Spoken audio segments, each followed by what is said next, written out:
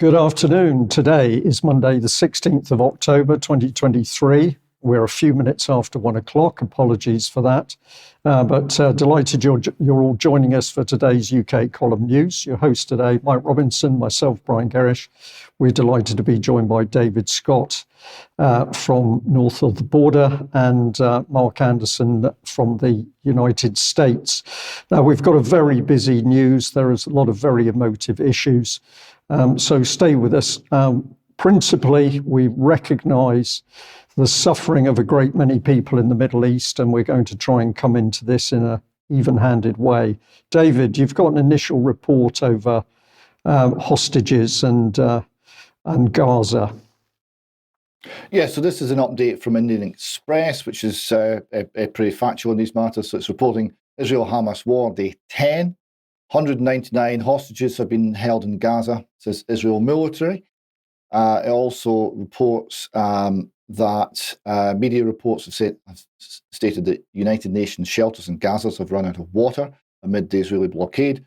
Israel has denied reports that a ceasefire has been agreed, unfortunately, to allow for foreigners to move out of the besieged Gaza enclave and for entry of aid. Hospitals in Gaza Strip are set to run out of fuel in the next 24 hours, warned the UN's Humanitarian Office, days after Israel cut off fuel, water, and food and electricity to the neighbourhood in retaliation for the Hamas attack last week. At least 4,000 people, 2,600 Palestinians and 1,400 Israelis have been killed and 10,000 injured in the ongoing war. So that's where we are today. No movement to start any ground offensive yet, but obviously that's expected quite soon. Okay, David, thank you for that. Well, I chose Forbes for an initial headline, and here we've got it, Israel-Hamas conflict, the grim statistics after a week of war.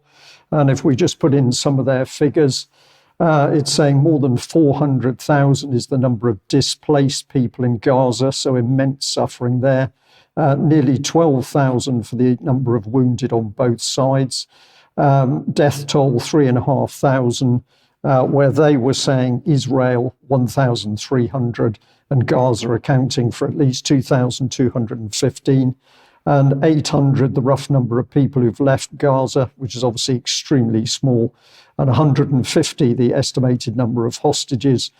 So there is some difference between the figures, but the Gaza Health Ministry put out that figure of 2,750 Palestinians killed and 9,700 wounded in Israeli strikes on Gaza since October the 7th. And just to echo David's point, this was the BBC an hour or so ago. Israel and Hamas deny Gaza ceasefire. And I think we have to label that a very sad reality.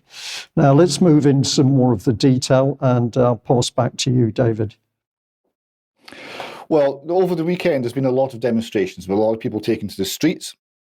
So we see here Euronews reporting there's been there have been marches both in favour of Israel and in favour of the Palestinians in many European cities.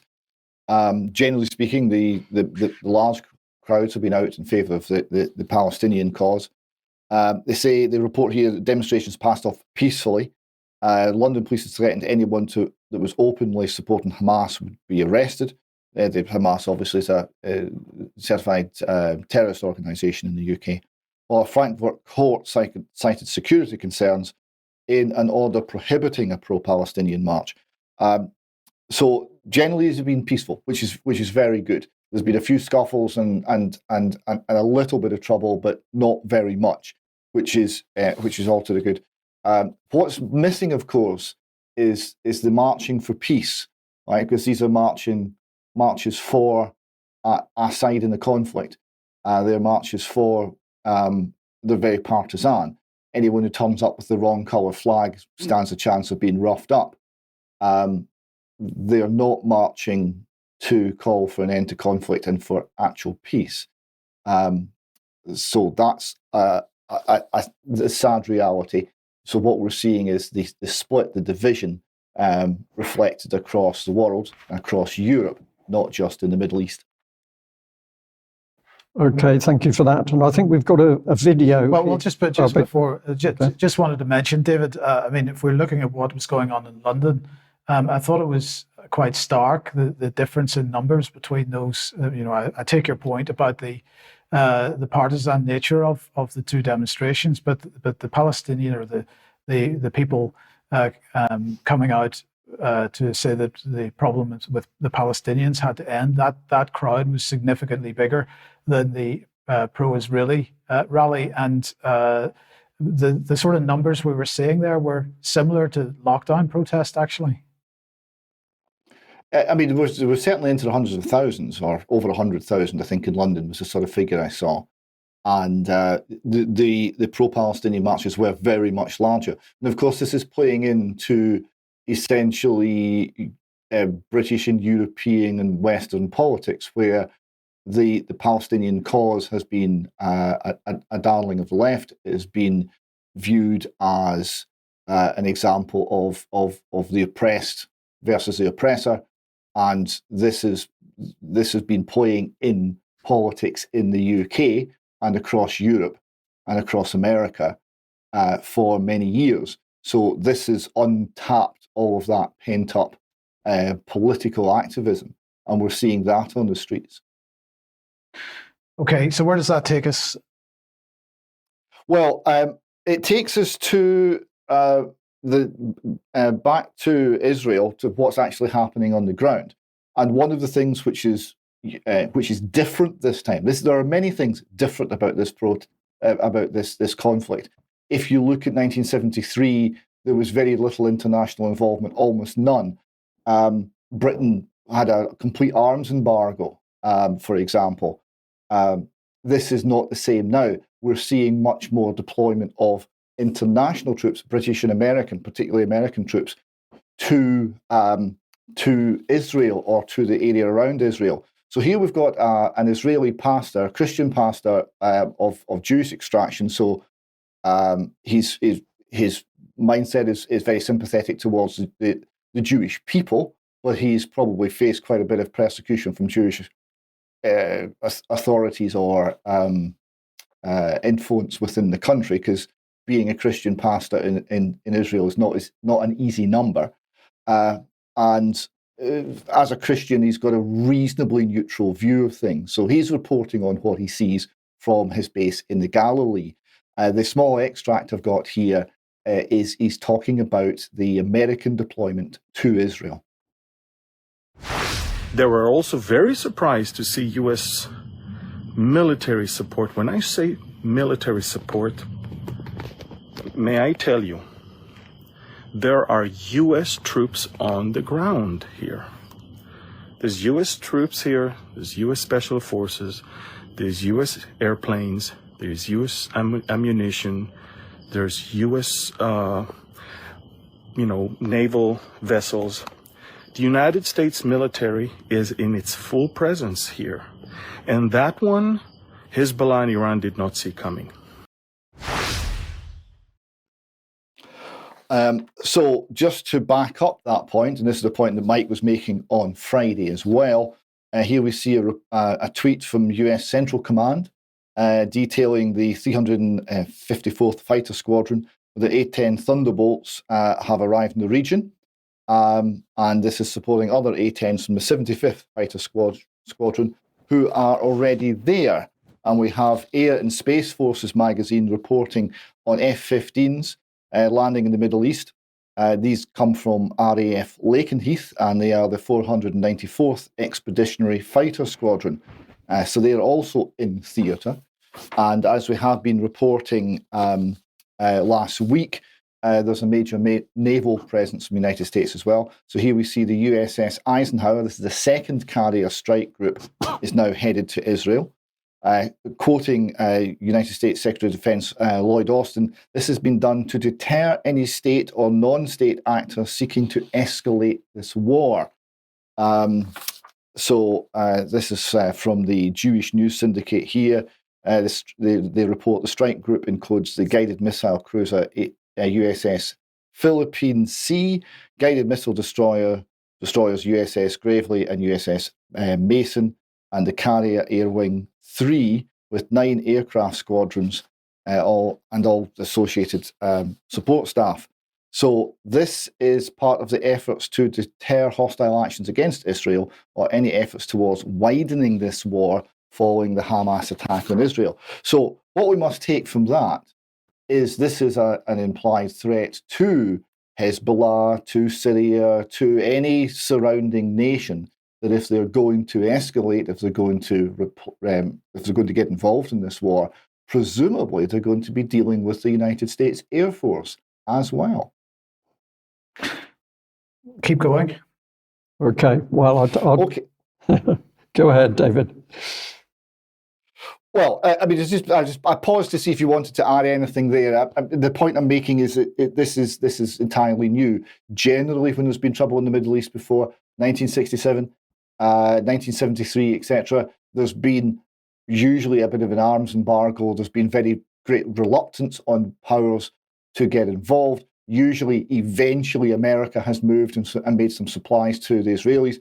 1973, the Israelis were attacked. They were certainly the victim of an attack, and they had mostly British armour. The Centurion tank being the finest battle tank of its age. Britain wouldn't even supply spare parts. Such was the refusal to supply any weapons or to do anything that might escalate or continue the war. This is entirely different this time. So we see the major powers quite happily getting involved and deploying very significant forces to the theatre, and at the very least, rattling sabres very loudly. The next point I want to make is that within Israel, the response to the horrific events of just over a week ago, and all of the funerals that are going through the country, and all of the testimonies of first responders and medics and soldiers that are flooding the country, has been a lot of rage, which is very dangerous, and also a hardening of even the moderates. So this next video clip is Yossi Beilin, who was former justice minister in the Israeli government. He was very much a dove. He was a person who supported the two-state solution, who wanted to negotiate with the Palestinians. He was a moderate in Israeli political terms. We have here a little video of where he stands on the conflict with Hamas. I never had hopes to have peace with Hamas, ever. You will never you can never quote me about a hope to have peace with Hamas. I mean, these guys, for example, would never talk to somebody like me. For them, I am a symbol of the two-state solution. And this is, for them, a curse. It is not that they are Palestinians and, we have to talk, they are our neighbors, we have to talk to them, we have to have peace with them, which is the case with the PLO. I mean, if you don't replace them, it will be ongoing hell, and we cannot afford it anymore. Really, we cannot afford it. But it will, if they are not there, in my view, it will enhance the chance to have peace in the region. So what we're seeing here is a very substantial hardening of opinion within Israel, and even the moderates, even the doves, are determined that Hamas must be eliminated from Gaza. Right? Now, this then brings us to the question of how is that achieved, and how is that achieved without massive loss of innocent civilian life, or even military life? And this is where this next point on a big case in the Washington Post is reporting. Israeli ground offensive in Gaza could be a bloodbath, analysts say. Oh, sorry, I beg your pardon. Sorry, I've skipped ahead. I'm sorry, Brian. That's fine. There's a lot to cover, David, and we've all got a lot of thoughts in our heads today as we deliver this news. But I wanted to bring this in because I thought it was an incredible statement, but also the image. As I've looked across certainly UK media, I'm not seeing a lot of pictures of the scale of the attacks going into Gaza. We're seeing pictures of destroyed buildings, but we're not seeing the sheer horror of these very heavy bombing raids coming in. So this picture caught my attention. But then I was very interested in what the real story was. And we had this delightful young lady, the Israeli ambassador, and she was defending Israel's military bombardment of Gaza. Now, I've just taken a couple of statements because I think there's some very interesting things here. She said that Hamas terrorists launched their attacks with no forewarning and slaughtered innocent, unarmed Israeli citizens. She goes on to say that Gaza is not Israel's responsibility. We don't have any obligation to bring Gaza water. And then she's saying that 1,300 Israelis were targeted, slaughtered. They didn't get 24 hours to flee or protect themselves. And I look at the face of this young woman and I think to myself, my goodness, is your heart so hard you have no compassion for people on either side who are now being slaughtered? So it was the look of the face. Is she a mother? Maybe she is or not, I don't know. But what a hard heart. And if I follow it up, then we get a lesson because she said this: 600,000 Germans were killed in your attacks on Hamburg and Dresden. Why? Because you knew this was the only way you could defeat the Nazis. So now we're in this world where everybody is going to throw at each other the horrors that have taken place in previous wars. But we could have a long debate about whether it was correct to do what we actually did with Hamburg and Dresden. But here we see horrors committed by the British on the German civilian population are now dragged up to help justify brutality in Gaza. And I found this whole article particularly sad and really quite unpleasant. Okay, it's back to you, David, here, because you've got some comments, I think, on risks. Yeah, so this is, sorry, I started this too early. This takes us to, there is a decision within Israeli society, which you saw there with the ambassador as well, that something has to be done in Gaza, and there's not going to be too much worry about the collateral damage. Albeit, to be fair, there is warnings and evacuation orders, and warnings are being given, albeit under very difficult circumstances, because you're talking about trying to move 1 million people in a few days. So the plan, we assume, is some sort of ground attack into Gaza. Now, what the Washington Post is alerting us to here is that is by no means going to be an easy process. So they're talking about it could be a bloodbath. The report, Israeli soldiers preparing for a ground offensive face a hellish thicket of tightly packed buildings, mines, and tunnels while hunting Hamas militants who blend in amongst civilians, a precarious situation that could cause immense human suffering and draw other countries into the war, said US officials. Quote, I think they're going back in heavy and it's going to be a bloodbath for everybody, said Frank McKenzie Jr., retired Marine Corps general who served as the US Chief of Central Command until last year. He predicted that the violence would be dragged out over a much longer period of time than the Hamas attack, with the Israelis getting bogged down in messy unpredictability of urban warfare. And this is a point that is being, I think, missed in the desire for revenge, that revenge does not come without huge cost to both sides. This is the sort of prospect that's ahead, and I don't think that American general's wrong to talk about weeks or months, a much longer process, and the potential for a bloodbath is absolutely there. Okay, thank you for that. We've also got other warnings here: death to Israel. Now, yes, so this comes down to one of the questions. There are many, many questions about this. One of the questions that we're trying to grapple with is what happened to the IDF, what happened to the Shin Bet security service. Why was this not? There was no warning. There was no warning to civilians. There was no preparation from the military. The military were caught completely unawares by the attack last week. Now, a lot of people have said that they find that unbelievable, incredible. How could this happen? It's to somewhat add to those questions. We have here an opinion piece from, again, the Jewish News Syndicate, dated the 13th of April this year. Okay, and as Mordecai Kedar reports, he said, I hesitate quite a bit whether to publish this piece because it might cause panic.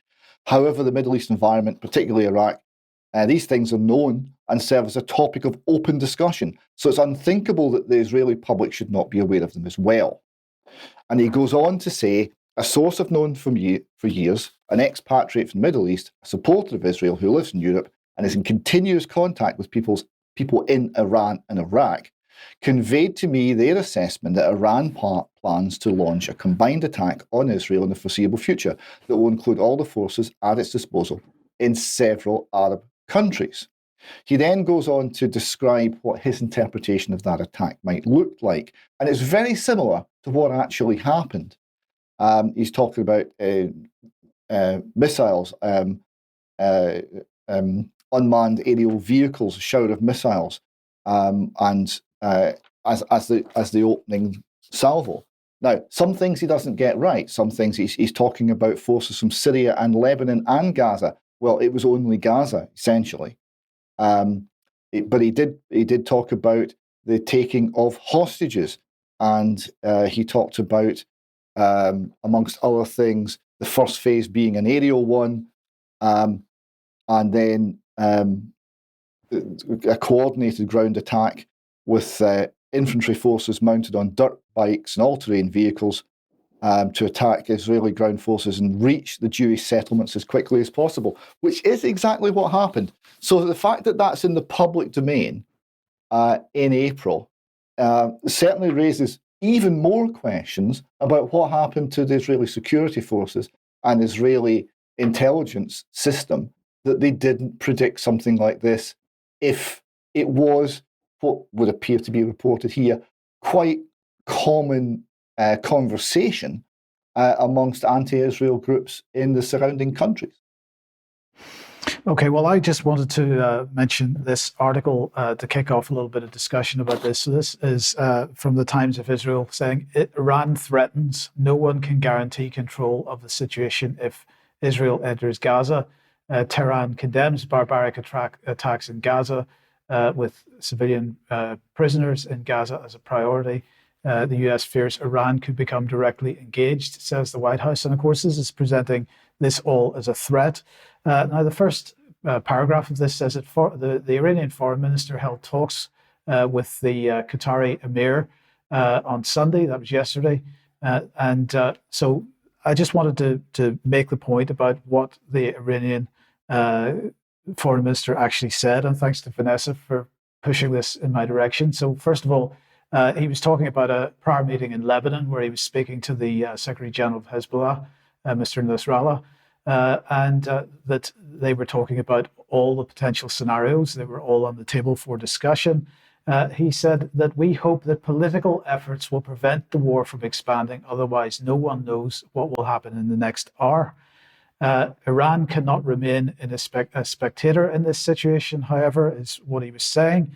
And that if America and Israel do not stop the current policy, the scope for the war cannot be stopped. If the scope of the war expands, heavy losses will befall America as well. And he said that the continued aggression and the absence of a political solution add fuel to the fire, and things may get out of control. So I'm afraid I can't even come close to agreeing with the Times of Israel that this was threats from Iran at all. This was a rational look at what the potentialities are, it seems to me, and really several calls there for there to be a political solution to this. Absolutely. Well, I'm just going to bring up an email on screen that came into the UK column. This is from Priscilla. And what is she saying? Well, she's saying, is there some way to stop the horrendous warmongering? Now, no sides are mentioned in her email, and I think this is very significant.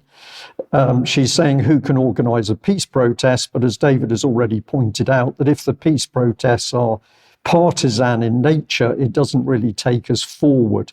So she is saying, what can we do about this? And of course, the main objective for people is to get the violence and the fighting stopped and to start the peace process and to get the negotiations going And that is not going to happen by one side or the other being completely partisan in its desires. Now, I wanted to bring this one up on screen. It's come in from Gaza. We know that families have been devastating in Israel as well, but I'm just taking it for its human interest side. So it's been sent to us from Patricia, and she's had an email from a friend who lives in Gaza City. And the email says very quickly, Gaza is destroyed. I don't know why they keep bombing, because what's even left last night, minute on minute on minute, non-stop barrage of bombing. It hasn't stopped today either. Fuel is nearly out from private generators. Food, bits and bobs. The bakery might be open, then it's shut. The small shop might open, but then it's shut. It's all a bit of a mishmash. Most stores are shut, to be honest. Then she's talking about a lady asking about food, but we haven't been able to get vegetables. People are helping each other's out, charging phones, helping with food. So everyone is surviving. We'll soon be isolated with no electricity when the last drop of fuel ends. The Israeli occupation circulates nonsense, but all I know is that we have to remain strong, trust in Allah, God, and have faith we will get through this. If not for us, then for the children. And I thought that was a very poignant email, which should help us all focus that at the end of the day, of course, is the children who are suffering across the board in this region. Mark, let's bring you in, because you've got some comment, not surprisingly, from the American side, but take us through what you're seeing. Yeah, from an American perspective, we have some interesting items. Good day, gentlemen. In this one from Responsible Statecraft, we have Biden refuses to talk ceasefire, though it could prevent a regional war. And this writer, Trita Parsi, this is a man, kind of an unusual name. The subtitle is Strategic Malpractice for the White House to Give Israel Carte Blanche. When he knows, that's Biden, it could drag the U.S. into a wider conflict. And we heard just a couple of minutes ago that there's apparently, from that pastor's viewpoint, far more American assets there than we generally realized. But America gives lots of money to Israel and probably keeps an eye on how that money is spent, and then augments that military part of that money, what that goes into. Now, this article I just quoted is from the Quincy Institute. What is the Quincy Institute? It says it aims to lead in a reconceptualization. That is, America has had this hegemonic stance in the world, intervening wherever it pleases. And the Quincy Institute would like to see a reform of that, to where they rethink U.S. policy assumptions, and the U.S. would take a more stand down, more neutral stance in the world, and not be such a hegemon, not be such an aggressor in many ways. And moving on from there, it just kind of gives you a little bit of a flavor of where that article from the Quincy Institute is coming from. These are some of the board of directors people on the board. It's an interesting mix. We have Stephen Heinz to the lower left there. He's president of the Rockefeller Brothers Fund. And some lesser names that we haven't heard so much. The chairman of the board, Andrew Besevich.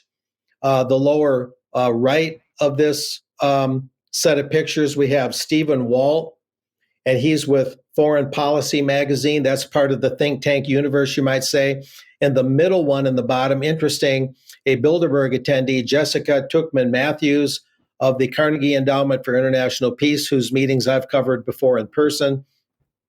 So that's some of the interesting names with this particular source. Here's a little bit more about what they have to say. There's little to suggest that Israel or Prime Minister Benjamin Netanyahu seek to widen the war, in the view of this article and the Quincy Institute. The chaos in Israel and his government's failure to not only prevent the attack, but also manage its aftermath defies the idea that he was preparing or yearning for a larger war, in their view. Israel would indeed find itself in a precarious situation if it ends up in a two-front war with Hezbollah attacking Israel from the north. There's also nothing to suggest, in the view of these writers, that Hezbollah desires a war with Israel either, despite the Wall Street Journal reporting that Hamas had coordinated the attack with Hezbollah and Iran.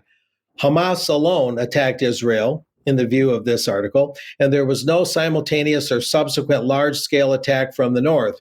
Given Lebanon's dire economic situation, war with Israel would risk bringing the entire nation of Lebanon into the to the breaking point economically.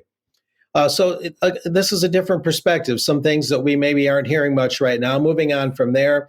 Similarly, there's no evidence that Tehran would benefit from a larger war. As a European diplomat put it to me, that's the writer I named, Mr. Partsy, Iran prefers a low-intensity conflict with Israel, not open warfare. The regime in Tehran has just survived one of the greatest challenges to its rule and appears relieved that the anniversary of the killing of Mahsa Amini did not reignite these protests there in Iran on a large scale. Tehran has also taken the unusual step of sending a message to Israel through the UN, stressing that it seeks to avoid further escalation, we're being told here. It has, however, warned that it would be compelled to intervene if Israel continues bombing Gaza. So there's sort of a two-tiered reasoning going on there. And finally, the Arab states in the region from Egypt to Syria to Saudi Arabia have nothing to gain and much to lose from a larger war. So this is an interesting perspective to take into account, and we'll move on from there. The White House is well aware of the escalation risks that are involved. At a meeting earlier this year between two senior American officials and a high-level rep of the Iranian government, one of the Americans warned Tehran that if it enriched uranium to 90% purity, the U.S. would strike Iran militarily. Without skipping a beat, the Iranian official responded that Iran would respond immediately by destroying 14 American bases in the region by raining tens of thousands of rockets on them. And it is in this context that the Biden administration's refusal to call for de-escalation and a ceasefire in the current Israeli-Hamas situation, or to practically pressure Israel to exercise its right to defend itself within the confines of international law, is so problematic. It is not just the moral bankruptcy of the Biden White House to stand in the way of efforts to end the crisis. It is not the blatant disregard for human life shown by the White House when its spokespersons blast Democratic lawmakers advocating for a ceasefire and calls them repugnant. And moving on from there, as Ben Rhodes from the Obama White House put it in his podcast this past week, counseling, restraint, and calls to follow the laws of war are not to show a lack of regard for what Israel has gone through. On the contrary, it's kind of what I wish someone would have done for the United States after 9/11. But Biden is not only giving Israel bad advice, he's giving Israel bad advice that risks getting thousands of Americans killed in yet another senseless and preventable war in the Middle East. If Biden lacks the humanity to call for a ceasefire to prevent the killing of thousands of Palestinians, he should at least not abdicate his responsibility as president of the U.S. to keep Americans out of the killing zone. So this gives you a little bit of a flavor for what that think tank, the Quincy Institute, has to say. Readers can make up their mind, viewers can make up their mind in terms of what that contributes to the conversation. And from there, kind of exploring some other viewpoints and kind of winding up my segment here, the former Treasury official under Ronald Reagan, Paul Craig Roberts, he went a little more broadly, as UK Column tries to do. We look at these issues as broadly as possible and let our viewers make up their minds. He says, I do agree with readers that it seems a curious thing for Hamas to do as it has done and play into Israel's hands. I also agree there's something strange about the attack, and this echoes what David was talking about. How did drones and so many rockets allegedly from Iran, and some say Ukraine, get into the Gaza Strip in the first place, and how did the Hamas attackers get them into Israel, or get into Israel rather? How did the attackers get into Israel? The Hamas attack has something of 9/11's flavor. Just as every aspect of the U.S. national security state failed simultaneously on September 11 of 2001, Israel's security system also, including the Iron Dome the U.S. constructed for Israel, simultaneously and reportedly failed. Mysteriously, the Hamas fighters entered Israel on the ground and through the air, and on the sea without being detected. Mysteriously, large quantities of weapons entered Palestine through Israel without being detected. This is much too convenient of a failure to be believable, in Paul Craig Roberts' opinion.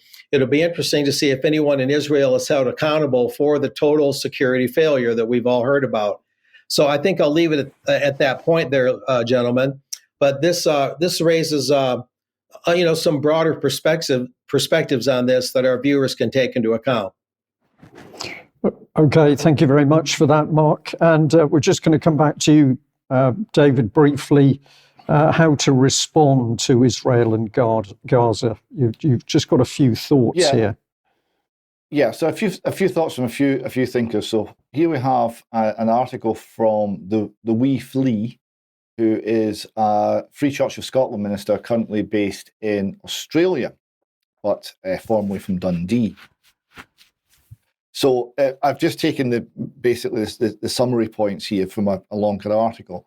So he says, how to respond to Israel-Gaza. So he's got some advice. 1, never excuse or add a but to the atrocities of Hamas. I would suggest the following word should be and, not but. So don't glorify the violence or spread the horror. Don't forget the suffering of the people in Gaza. And he also says, don't use the doctrine of equivalence. This is what so many have done, including the English Premier League. They argue that what's happened to the Jews was horrible, but now look at what's happening to the Palestinians, that violence begets violence, and somehow the two sides are essentially the same. I would also add to this, related to this is the idea of a proportionate response, which is an appalling idea that is presumably murder for murder, rape for rape, right? None of these ideas are sound. He goes on, remember the hatred towards the Jews and why Israel exists as a country. We might discuss that more in extra time. And he concludes, pray and weep. So that's the point of view from Protestant Christian pastor from Scotland, currently in Australia. I think an even more essential view actually has come from my dear friend Gilad Atzmon. So I have his thoughts here. He says, it's important for me to clarify my position, although I don't think there are many in Israel who are willing or ready to listen. I do understand the Israeli frustration, the fear, the anger, the revengeful feelings, but this is exactly the point to break away from violence, not to answer aggression with more aggression, not to poke 1,000 eyes for an eye. It was Jesus Christ who understood that breaking the cycle of violence involves turning the other cheek, not being the last one to hit, but accepting being the last one to get hit. I call upon Israelis and Zionists in particular, those who were dreaming as I dreamed in my youth, to become a people like all other people. This is probably the last opportunity to do so. Now more than ever, you must fight your desire to destroy the region in the name of your survival. Now is the time to throw flowers on Gaza, Beirut and Damascus, beat your swords into plowshares. I guess the Israelis who can understand what I'm saying here have long ago left Israel. But as Golda Meir once said about the Palestinians, I also don't miss an opportunity to miss an opportunity. I speak my heart. So I think that's very good. And I sadly think he's probably right. There will be few listening. But would that they did. I'm just going to say, David, I take the point that of everything you've just said there, but my issue with both those pieces is actually there's no recognition there, and I'm not taking sides here when I say this, but there is no recognition in either of those statements about the regime that Palestinians have been living under for decades. And so, we just got to keep in mind that when we are looking for peace, if we're using words like they have been using, there needs to be a recognition of the Palestinian plight as well, I think. But that's just a personal comment. Okay. I would certainly say from Gilad's point of view, he absolutely does recognise that plight. Okay. Yeah. Okay. Thank you, David. Well, let's move on to, if you like what we're doing, join us. We're very keen, of course, for more people to be watching UK Column and sharing our material. And if you join us and subscribe, you can join in the community and talk to many other people who are very grateful for new faces, new voices, new opinions. You can purchase at the shop. If you haven't been there before, take a look, because that will help us. And a very key thing for us is to share our material, because what we publish is designed to be shared far and wide to get facts, information, and at least the UK column analysis out. A reminder, tomorrow evening, beginning 6 p.m. UK time, 7 p.m. European time, that's 1 p.m. Eastern time in the United States, we're hosting a 5G expose on behalf of ourselves, Children's Health Defence, and so on. So do join us for that. And a reminder that on Friday, Andrew Bridgen will be addressing the public on Friday the 20th outside at Parliament Square following his debate in Parliament. If you haven't challenged your MP yet on whether they will be attending this debate, I encourage everybody to do that. But in any case, anybody that's in the London area or anybody that wants to travel from further afield, get down on the 20th on Friday from 2 p.m. Parliament Square and support Andrew Bridgen on this exercise. Okay, thank you for that, Mike. And just emphasise how difficult this thing is. We were sent an email. I'm not going to read all of it out, but essentially a lady had been chasing her MP, asking her whether she was actually going to go to the Bridgen event. She didn't get satisfactory responses, so she took it to a local councillor level. And she was pushed away pretty strongly, whilst in broad terms, I agree that one must always be careful of the veracity of information. I think I could either make the same point about the sources originally supplied. This is information which the lady put forward to support the importance of Andrew Bridgen's event, but also would highlight that your suggestion would require the deliberate corruption of all individuals working at all levels for fact-checking organisations like Full Fact, as well as NGOs, charities, worldwide health bodies, etc. This seems unlikely, or such seems unlikely. Professor Dalgleish was politically active within UKIP, and that some odd claims about him have recently been published. I won't do any more because you can freeze it and have a look, but it shows you the complete blinkered approach that we've got, not only in national politics, but in local politics, where local councillors, as in this case, simply will not look at the facts and information put forward. Nevertheless, it's still worth doing. And a big thank you to the lady who took that action and sent it through to the UK column. We'll also put out, one of the final calls for the Alternative View Conference, which is this coming Sunday. This is in Milton Keynes in the Leonardo Hotel. I will be one of the speakers, and this will be an important event for me because I will be handing over to Gary Frawn to lead these events from here on. But UK column is delighted to have supported Ian Crane's last wishes, which was that we should help him to keep his live events going. And of course, free speech is an important part of that. Now, this is an important news announcement which really broke for me very early this morning, and that is that Rainer Fulmich has been arrested. Well, not only arrested, he's been arrested and transported to Germany, where he's currently in prison with some 30 pages of charges against him. And this event happened when he and his wife tried to get their passports renewed in Mexico, where they were residing. Rainer's wife was able to get a passport, but when he went into the building to get his, he was seized by some 6 men. So I think really serious times now in Europe as a whole, certainly in Germany. But as we're going to see, is UK any better? I don't think so. Now, whilst the events in the Middle East can occupy our thoughts and minds, there are other very important things going on which we need to keep an eye on. And a big thank you to the UK column viewer that pointed me in the direction of this Press Gazette article. Who owns the news? Mail titles, News UK and Reach dominate report finds. Now, this is a fascinating article because you read it on your first read and you say, yes, they're really digging in some interesting stuff. So there's a lot of statistics showing the share of circulation, for example, here with DMG Media News UK, 42, 33%. Reach with 16%, Telegraph Media way down at 5%, but it's showing the power of certain news organisations. And the statistics go on. The top 5 publishers control over half of UK online news reach. The top 3 publishers account for 70% of revenue among major publishers. The local news has also become highly concentrated.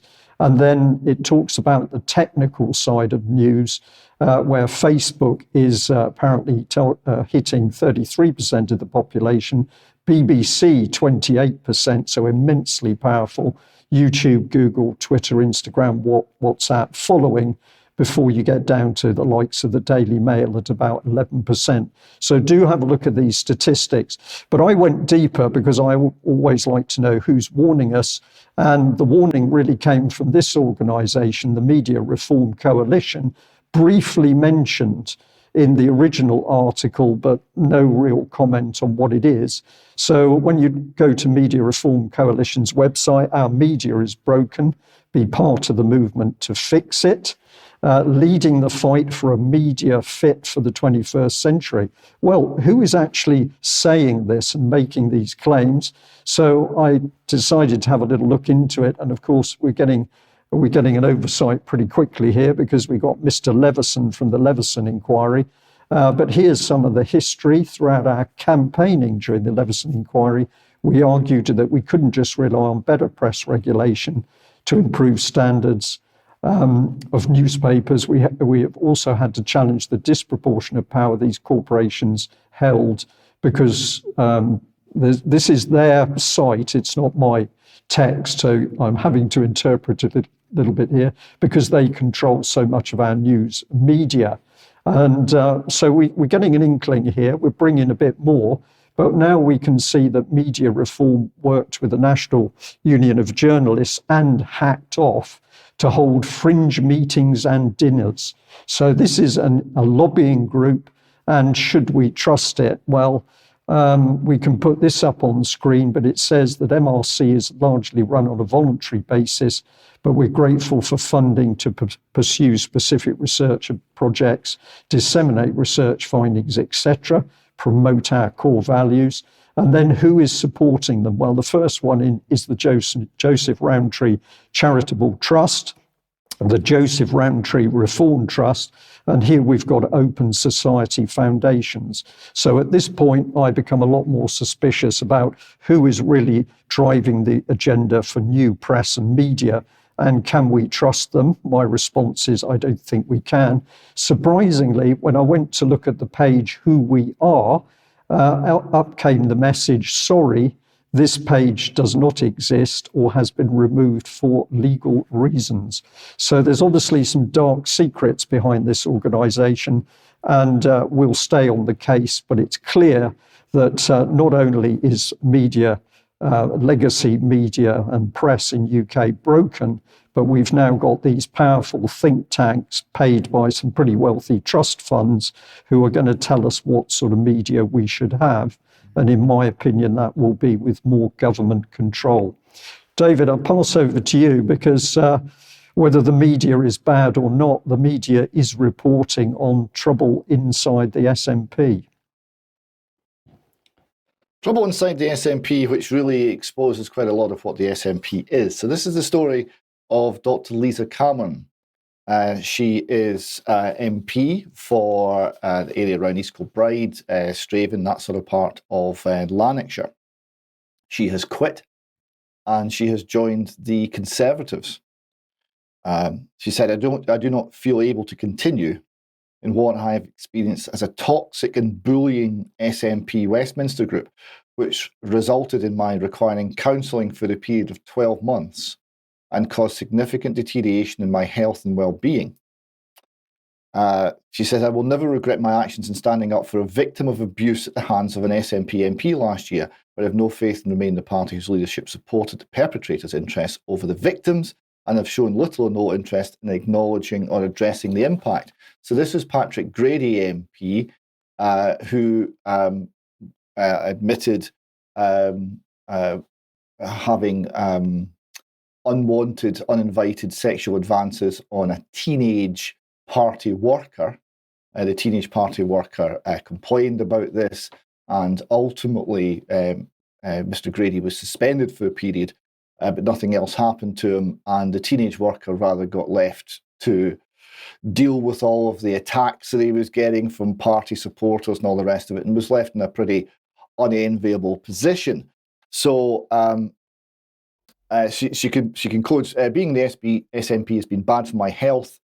I want to thank everyone who's reached out to me and wishes to see politics where victim blaming and abuse is never tolerated. So how has this gone down? Well, not well. How dare she, reports one newspaper here, quoting Humza saying she probably never believed in independence. Right, that's the ultimate slur in SNP land. We're considering legislation to make it illegal to do what she's done. Legislation to stop MPs defecting is worth pursuing, says legal expert. However, human rights law may prove a barrier. You don't say. And when she made this announcement, it didn't get much better. She had to warn her 5 staff to avoid coming into work at her constituency office for fear of being subject to abuse and assault. Now, when she's delved into this a little bit more deeply, she said, it's almost like with the SNP, you sort of get indoctrinated a bit. I feel in an unhealthy way, and your identity gets merged with the doctrine. It's like, here's what you think about things. There's not so much, in my experience, individual choice and decision-making or contribution. It becomes like a learned helplessness in a way. It took a long time for me to rebuild my confidence to even speak about these things. It does feel quite cult-like in that sense. So she absolutely understands what she's been dealing with, what she's been part of now.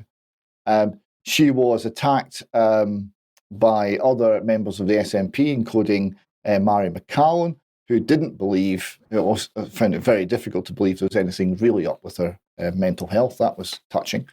Now, Mark might be interested as to what is actually at the root of this, because it's not simply standing up for one victim of sexual assault by an MP. There's something much, much bigger at the root of it. The reason that they've been going after Lisa Cameron for years is because Lisa Cameron is a Christian and Lisa Cameron opposes abortion. That's what actually broke her relationship with the party and started the attacks. We've got the Belfast newsletter here reporting SNP MP Lisa Cameron fears deselection after voting against Northern Ireland abortion reform. That's what kicked it off. Later, the National here reports Lisa Cameron says English abortion vote was a matter of conscience. She's been criticised by campaigners for voting against a bill that would have banned protests outside English abortion clinics. So it's actually all about the case of abortion. It's actually all about she's Christian and Christianity is not welcome in the SNP. It's not welcome in any left-wing woke party. And it's being hounded out of society. And those who stand up for these ideas like life, will be attacked and abused in the way that Lisa Cameron has had to endure. Okay, well, sticking with politics, but moving across the United States, we'll talk a bit more about this in Extra, but just to let everybody know that the Kennedy campaign, on the 13th, announced this. Today, the Kennedy campaign announced a new campaign manager, Amaryllis Kennedy. Amaryllis, previously the Kennedy campaign's co-manager, will take the role of campaign manager beginning today. And this is because Dennis Kucinich, the Democrat, has resigned effectively from the Kennedy campaign. It says here, Dennis Kucinich has been a moral center in American politics for more than 5 decades. This campaign would never have experienced tremendous success during the past 6 months, except for the leadership, wisdom, experience he brought. We will continue to profit from his advice and judgment as we go forward. Well, the question is, why has he resigned? And my understanding is it's because of Kennedy's position on Israel in particular. But just to mention who Amaryllis is, here she is. She is Robert Kennedy Jr.'s daughter-in-law. Irish Central here reporting that she's led a fascinating and influential life all before the age of 40. She is a former CIA operative, 7 years, I believe she was in the CIA as a clandestine service officer. So we can talk about a little bit more about this in extra, but that seems like a very interesting lady, shall we say? Indeed, yeah. So that campaign is going to go in interesting directions, I think. Well, we've come back onto the subject of America, and we'll jump from there back to UK. This is a subject which I feel very strongly about. I live in UK. I regard myself as British English, depending on who I'm talking about. But I have been more and more concerned with the fact that our politicians are pushing policies which I believe don't benefit UK in the first instance. So we've got here this Express headline, which I saw over the weekend. Britain is with you, not just today, but always. Sunak's unwavering support for Israel. As Corbyn joins thousands of Brits marching in support of Palestinians just a week after Hamas butchered Jews, Sunak gives a clear message. Now, I'll just add the words in, always unwavering support. And I have a question. Does this mean whatever Israel does, Israel can do whatever it likes, and Sunak's report is unwavering? This seems to be what he's indicating, and I take issue with this. He said, no words can begin to describe the horror and barbarism unleashed in Israel a week ago. British citizens were among the victims, and as we continue to learn more, I know there are families here and in Israel in deep pain and torment. My thoughts and my heart go out to everyone suffering in the wake of these attacks. I know that the days and weeks ahead will continue to be very difficult. To the people of Israel, I say, Britain is with you. What took place was an act of pure evil, and Israel has every right to defend itself. We will do everything we can to support Israel in restoring the security it deserves. To our Jewish community in the UK, I know you are hurting and reeling from these vile terrorist acts. We will do everything we can possibly do to protect Jewish people in our country. And if anything is standing in the way of keeping the Jewish community safe, we will fix it. And that isn't the end of it. He's unequivocal. We stand with Israel, not just today, not just tomorrow, but always. And I stand with you, the British Jewish community, not just today, not just tomorrow, but always. So this is immensely powerful. And my question is, to whom does its loyalty lie? The question of, the country of which he's Prime Minister, the UK, or to Israel. And if it's both of them, then clearly that is unlikely to work. And does UK count anymore? Now, it isn't just Mr. Sunak, because we've got Keir Starmer quoted in the same article. I've met with members, of the British Jewish community and told them that we stand with Israel and with them at this time. There must be zero tolerance of any increase in anti-Semitism or Islamophobia. Hamas has no interest in peace, no interest in protecting the Palestinians. Now, he's spread his message a little bit, but remember, this man is under the control of Tony Blair, in my opinion at least, and we've already demonstrated Tony Blair's part in Labour Friends of Israel. So again, we're not sure who this man is working for. Is it the people in UK, or is it for... Well, I think we do know the answer to that. Well, it's Davos, isn't it? The World Economic Forum. He's already said this, but I make the point. Yes. And I'm just going to add this one in. And again, a big thank you to a viewer who alerted me to this. This is the Institute of Government pointing out that a lot of MPs are standing down at the next general election. 48 Conservative, 14 Labour, 8 Scottish National Party and 3 independents. Now, I must say that some of them are being forced to resign because of boundary changes, but nevertheless, we seem to be seeing MPs fleeing a sinking ship. And I think this must say something about how they see the regime in Westminster. Perhaps, David, some of these MPs now see Westminster as another cult itself, but we can have further discussion on that. Now, let's end by coming back to Mark, and I think you've got a piece on birth rates. Yeah, a minute ago, David talked about the Christian influence in government being basically blocked. Well, this is interesting to expand on that perspective. Birth rates have dropped around the world, according to ZMEScience.com here, 12 October, in the past 2 centuries. This started in France earlier than in other places, and researchers now know why. And we can move on from there to kind of give the short version of this. This was written by Guillaume Blanc. He's a assistant economics professor right there at the University of Manchester, and that's who wrote this article. We'll move on from there.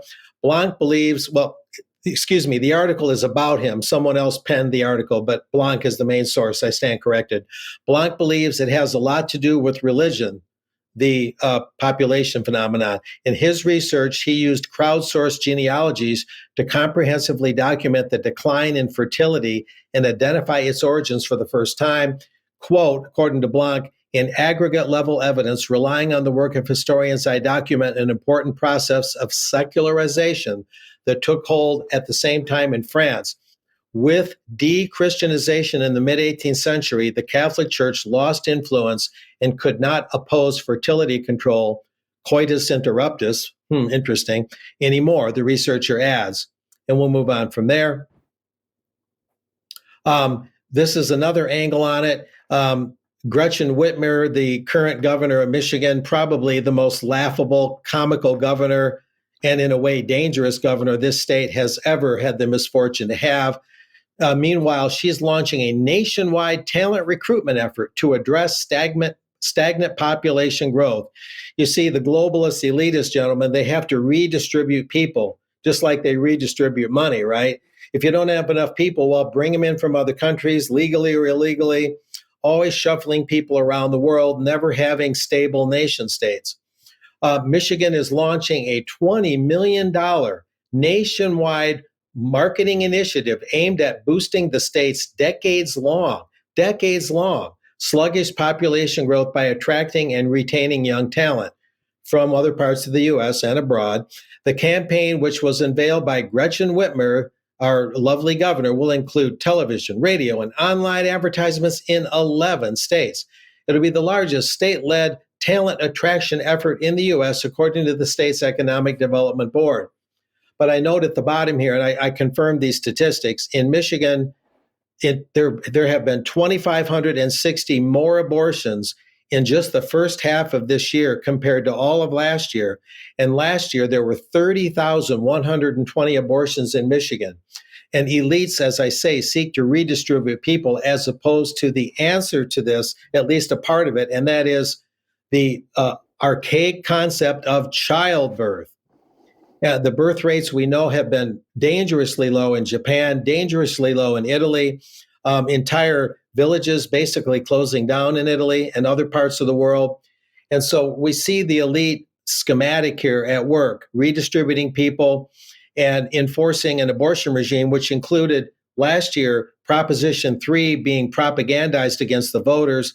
It managed to get approved in Michigan, and that makes the so-called right to abortion, which has never really existed as an actual right, it enshrined it in the state of Michigan's constitution. So Gretchen Whitmer is continuing the, you might say, de-Christianization in her part that Mr. Blanc found to be a major source of population decline in Europe. So it's just an interesting perspective on the effects of abortion. The SNP kicked out the legislator a little while ago about this very issue, and the re-Christianization of these countries would presumably have the opposite effect and bring back a robust growth in population that would not involve simply redistributing people. So it's very instructive to look at this. Okay, well, I'm sure we can talk about that a bit more in extra as well. David, let's end then with Canada. Yes, not in any mainstream news source that I could find out, completely missing from them all, but not missing from Andrew Bridgen's Twitter feed. God bless him. Lewis, Leslie Lewis, a Conservative MP in Canada, has started an online petition to take Canada out of the UN and the World Health Organization and Agenda 2030. So he's calling on people to support the petition. We should have a little look. So here's the petition. It says Canada's membership of the UN and subsidiary organizations such as the WHO imposes negative consequences on the people of Canada, far outweighing any benefits. Canada's agreement to participate in Agenda 2030 undermines national sovereignty and personal autonomy. Agenda 2030 and its Sustainable Development Goals, comprehensive sexuality education, UN judicial review, international health regulations, One Health and similar programs are being rapidly implemented absent the awareness and consent of the people. And on it goes. And he concludes, we the undersigned, citizens and residents of Canada, call upon the House of Commons in Parliament assembled to urgently implement Canada's expeditious withdrawal from the UN and all of its subsidiary organisations, including the World Health Organization. Now, this is music to my ears. It's also a first, I think. I don't think I've seen anything come before any parliament, even in petition form or any other form, calling this effectively, with significant public support, to remove the country from the UN and all that goes with it. So a little data point that people are waking up, people are pushing back, and people are finding their voices, and it's not all bad news today. Okay, David, thank you very much. And a very big thank you to all our viewers and listeners today for joining us for another difficult news. So much happening. The news is all bad, very graphic, a lot of it deeply unpleasant, but it needs to be reported if at the end of the day, people are going to stand up and call for peace and an end to the violence, and that's what's needed.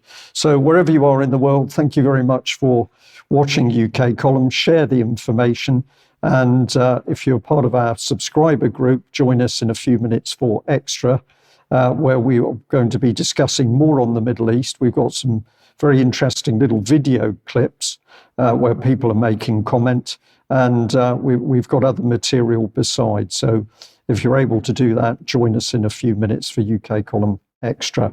See you then. Bye-bye.